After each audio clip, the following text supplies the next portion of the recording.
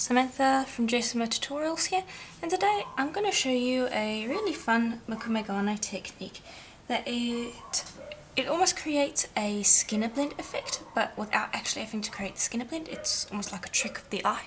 So that is what we're going to be making today, and we're going to be making a project with it as well. So you're going to need to make a few color mixes here. You're going to need white and you're going to need black, just plain as they are. But then the main colour that I'm working with here is blush. So this is blush over here with just a pinch of alizarin crimson. And here's that colour pure. Then I've taken about 3 parts of the crimson and then 1 part white. And that's what I've mixed up over here. And then I have taken about 2 parts, well, 1 part blush, 1 part white for this, and that's the colour recipe. Then you multiply that out to create your pieces. So anyway, that's what I've got here. And now the trick is to create a blend. So I'm going to be starting with the black. Then I'm going to take my darkest colour, lay it on top. Next colour, that's you're going from dark to light. Lay that on top, and these are all run out on my thickest setting on the pasta machine. And then we're going to be putting white on there. I'm going to be trimming this first before I put the white on. And of course you can separate all these colours out. It's not like that's going to be going to waste when you trim it.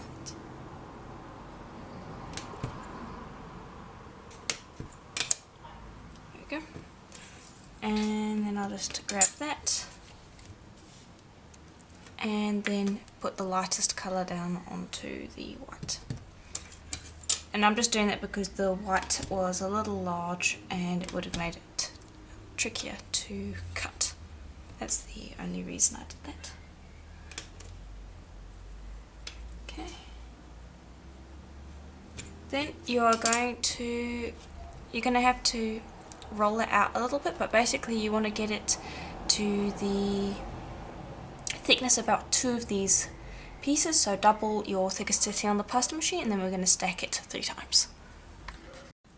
There we go. So you can see there roughly the thickness that 2 of these would have made. Doesn't have to be perfectly exact.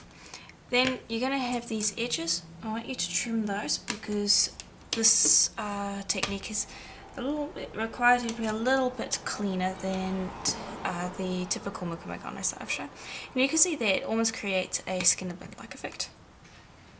Okay, then I'm going to cut that into 3 and stack it.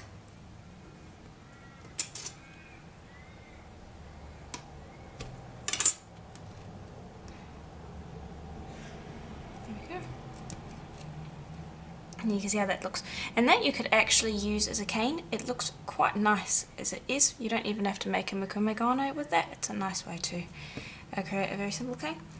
But what I'm going to do is I'm just going to flatten that out back to about the same thickness that we had before, maybe a little bit thicker.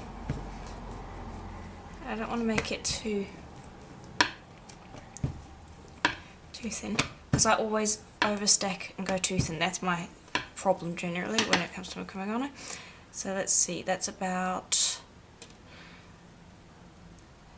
I'd say just about a little thinner than 3 of those stripes.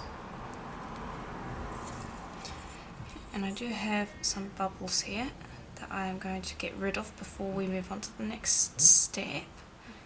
Just make sure I don't have any bubbles on the other side. And you just slice your blade across and then smooth it out, and that will get rid of them. Okay, then we're going to be cutting, let's see which side will be cut. We're going to be stamping both sides, but I'm going to start with the black. Just press that down onto your tile. Okay, and the reason I'm keeping it a little thick is because we're going to end up rolling it again later. Okay, then I've just got some mini teardrops over here. And I'm going to use my 3rd largest one, And now I'm not going to be pressing the entire way through because you'll end up getting this stuck. Don't do that. But I'm going to be imitating the look of blossoms.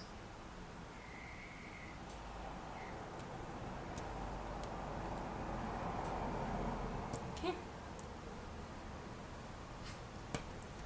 And just, you can use any shapes you want. It doesn't have to be this. Oops. I'm going to just use this cutter, and then I'm going to bring over some different cutters. I'm going to make one more kind of flower shape like this, but I want to kind of make a Mokume Gane that looks a little bit like cherry blossoms. So I'm going to make one big flower like that, because I don't think I'm going to be able to get another one in there. Okay, I was wrong. I was able to get a few more in. I just had to hang them off the side. Now I'm going to bring over just a metal tool. I'm going to use this side because it will reach the whole way down. And I'm just going to create another flower shape. Just one that's different.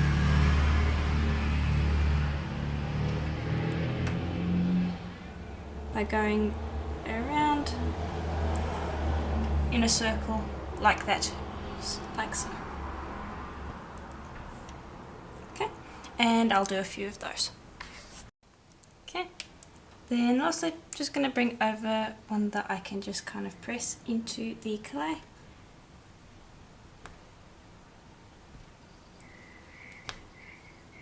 And just make shapes like that also look kind of flower-like. And this is completely up to you. You do not have to do the same patterns that I am creating. Please don't feel like you have to do that. You can use different colours, you can use different shapes. It's completely up to you. I'm just creating blossom shapes because I want to create something that looks like flowers. Okay, then I'm not going to be able to get any more flowers in there, so I'm just going to go in with another piercing tool, and I'm just going to create centers for these little ones, and also centers for this, like so. And I might put a few more dots in elsewhere, just so that it looks a little more full, because we've got some areas that are going to be a little plain. There we go, and that will have created some more rough flower shapes.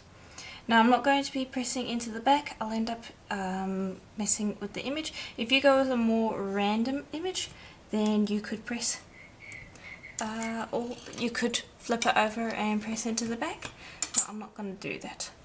And we have got a lot of the pattern that has gone through into the back, so I'm not going to worry too much about that. Now I'm just squishing this back together a little bit. I don't want to do it too much because I'll distort the pattern too much. But I do want to just press these edges in a little bit. Okay. Then I'm just going to grab a piece of paper and I'm going to burnish this. I'm not going to be using my roller, not for the most part anyway, because I don't want to stretch out the pattern or make the clay too much thinner. I just want to burnish the pattern so that it becomes one piece of clay. You can see there how it will burnish it all together, but it's not really expanding it out too much. So just do that until it's flat. Okay, and there we go. Now we're just going to shave it.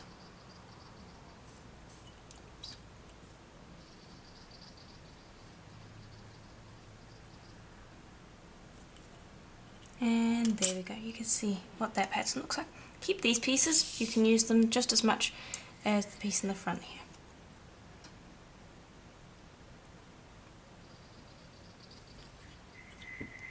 And that looks really nice.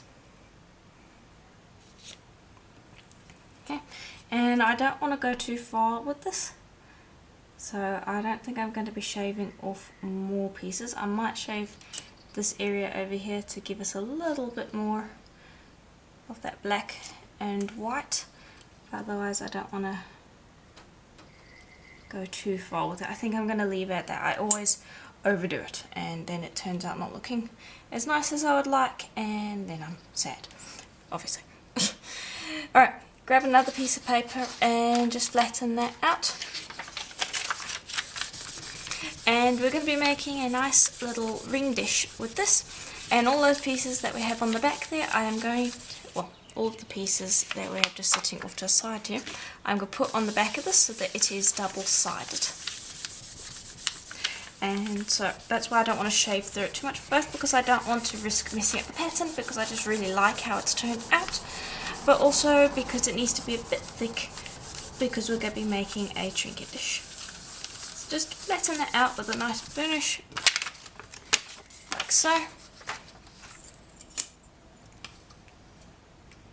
I'm going to pick it up and then apply the pieces to the back, so we've got a double-sided Mokume Gane. It won't look as nice as the pattern on the front, but it will do a good job.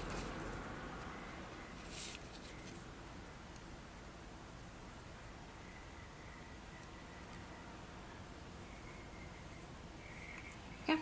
And then I've just got some pieces, and actually let me lift this one up if I can.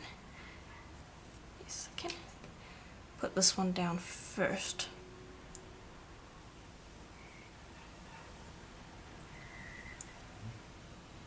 And it's not going to look as good as the front. Don't expect that. Okay. The larger the pieces that you can shave off, and the more intact they are, the better this will be. But yeah. Oh, there we go. That looks quite good. Then you're going to give it another burnish. Okay. And there we go. Now I'm just going to take that, and this is the front side, so I'm going to place that down onto a piece of paper, and I'm just going to quickly burnish this down to make it stick to that piece of paper, because we're going to be cutting it now. Okay. And I'm going to be using this cutter, and I'm actually going to bring over a piece of cling wrap because I would like the back to be a little domed. Okay.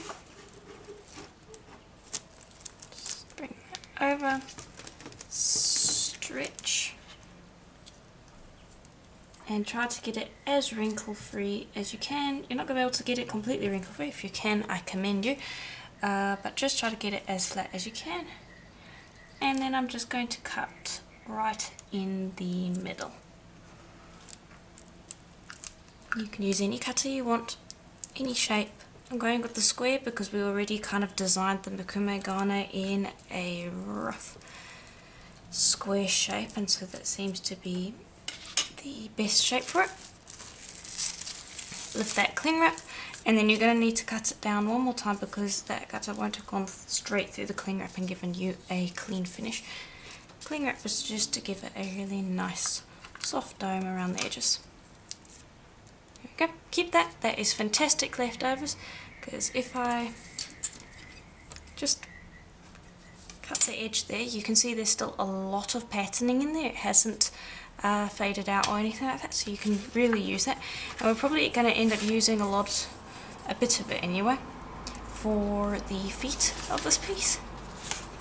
And then I'm just going to peel that up off the piece. Just run your hands around the edges. Got a hair there because I have cats. Let me know in the comments if you have cats, but they add to everything I make. But just run your fingers around the edges, like so. And this will make a perfect little summer ring dish. I'm going to bring over my bowl of choice. And we will be doing a little bit of sanding.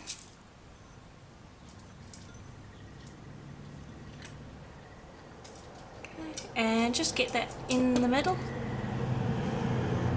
Dome it, and then bake that for a full hour at Primo's recommended temperature. Okay, and here it is out of the oven, and I've also given it a sand from a 400 to 600, 800 and then 1200 wet dry sandpaper. and so it's got a really nice, just smooth surface to it. Now I was thinking about putting a foot on the base. I just think it looks so nice the way it is, and it sits very well because it's a smaller bowl, and I just think I'm going to keep it exactly the way it is because I just like it the way it is. So I do want to buff it just to bring out the darker colours because they're a little bit grey when they're matte. So I'm going to take some Renaissance wax, and this is not necessary, you can just buff it as it is, it just adds a little more shine than you would get if you didn't use it. So it's completely up to you, you do not need to use it if you don't have any, just a regular buff will work. And the more you've sanded it, the higher the grit of sandpaper that you've used, the better your buff is going to be. So if you don't have any wax but you want it to be really shiny, just get some higher grit sandpapers and you'll be golden. Okay, so I've rubbed it all over the surface. Now I'm going to be using my Dremel with the buffing wheel to just give it a buff. This is a little loud, so if your sound's up quite high, this is the time to turn it down.